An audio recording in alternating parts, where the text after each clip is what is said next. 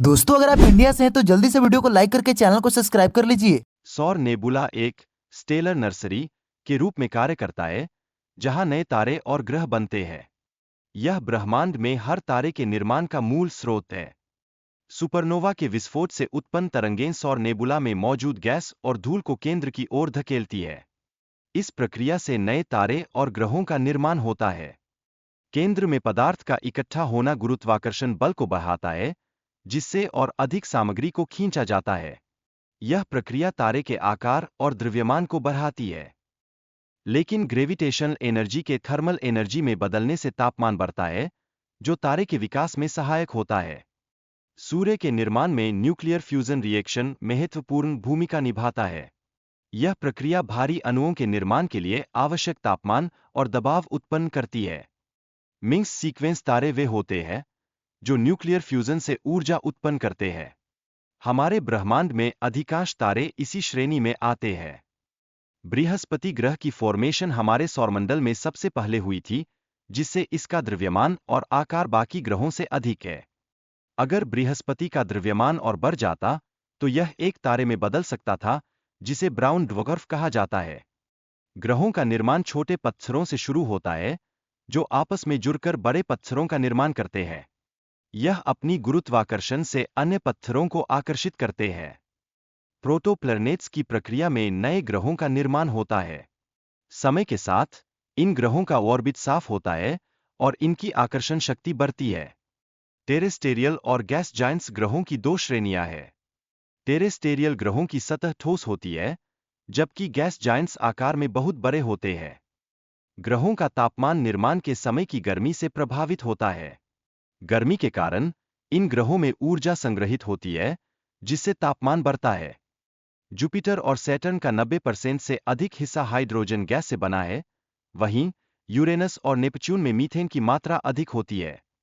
सौरमंडल के आंतरिक ग्रह ऐसे तत्वों से बने हैं जो गर्मी को सहन कर सकते हैं, जबकि बाहरी ग्रह कम तापमान पर गैस और बर्फ के रूप में उपस्थित है।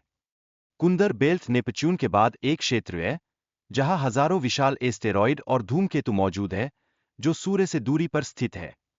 प्लूटो को एक समय ग्रह माना जाता था, लेकिन अब इसे बौना ग्रह कहा जाता है।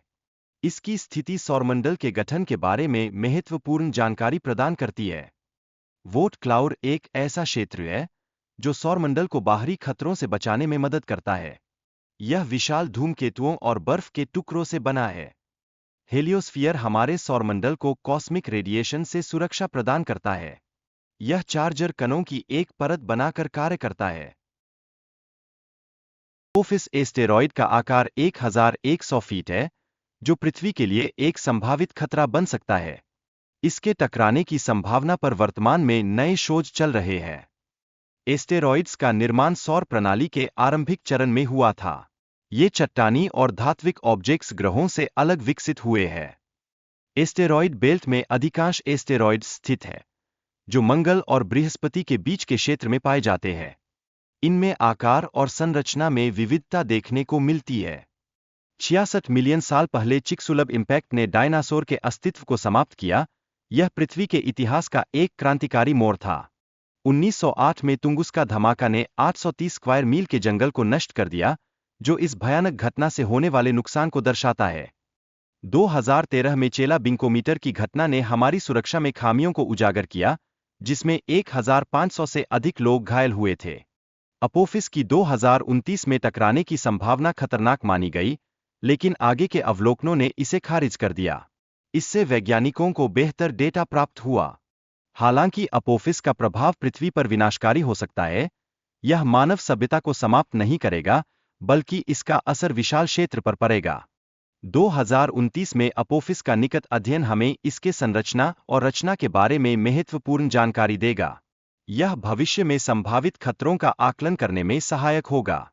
नासा ने अपोफिस के प्रभाव का अध्ययन करने के लिए ऑप्टिकल ऑब्जर्वेटरी और रडार डेटा का उपयोग किया, जिससे यह स्पष्ट हुआ कि अपोफिस सुरक्षित है। एस्टेरॉयड 1999 N1 को पृथ्वी की ऑर्बिट के करीब आने के कारण खतरनाक माना गया है। इसका आकार 800 मीटर से 1.8 किलोमीटर तक है। दूसरा एस्टेरॉयड 20,000 QW7 को भी संभावित खतरे के रूप में देखा गया है, हालांकि यह लगभग 3.3 मिलियन मील की दूरी से सुरक्षित रूप से गुजरेगा। पहले ही कई एस्टेरॉइड्स पर मिशन किए जा चुके हैं, जो भविष्य की खोज के लिए द्वार खोलते हैं। इनमें मानव की लंबे समय तक मौजूदगी को समर्थन देना भी संभावित है। नासा का OSIRIS-RX मिशन पृथ्वी के निकट एस्टेरॉइड से सैंपल इकट्ठा करने के लिए लॉन्च किया गया था। यह जीवन की उत्पत्ति को समझने का प्रयास करता है। जापान का हायाबुसा 2 मिशन ने एस्टेरॉइड रय से सफलतापूर्वक सैंपल इकट्ठा किए और उन्हें पृथ्वी पर वापस लाया, जिससे वैज्ञानिकों को प्रारंभिक सौर प्रणाली का अध्ययन करने में मदद मिलेगी। डार्ट मिशन ने एस्टेरॉइड के साथ टकराकर उसकी ऑर्बिट को 32 मिनट तक कम कर दिया। यह खतरनाक एस्टेरॉइड्स को भटकाने के संभावित तरीकों को प्रदर्शित करता है। यूरोपियन स्पेस एजेंसी का हेरा मिशन 2024 में लॉन्च होगा और यह मिशन प्लैनेटरी डिफेंस तकनीकों को सुधारने पर केंद्रित होगा। स्पेस एक्स और ब्लू ओरिजिन जैसी निजी कंपनियां एस्टेरॉइड माइनिंग में कदम रख रही है। ये कंपनियां स्पेस एक्सप्लोरेशन के लिए नए संसाधनों को हासिल करने की कोशिश कर रही है।